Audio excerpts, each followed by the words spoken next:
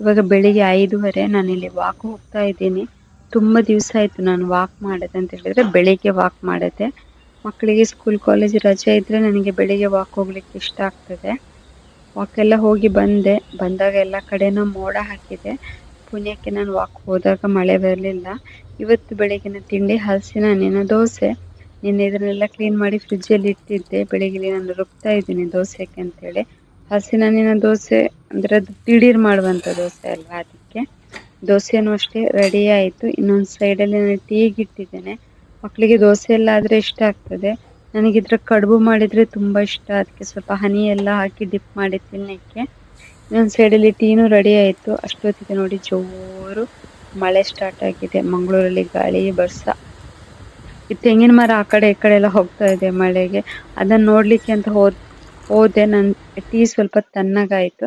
ಇಲ್ಲಿ ದೋಸೆ ಅದರೊಟ್ಟಿಗೆ ಇಟ್ಟಿದ್ದೇನೆ ಹನಿ. ಇವತ್ತಿನ ಬೆಳಗಿನ ತಿಂಡಿ.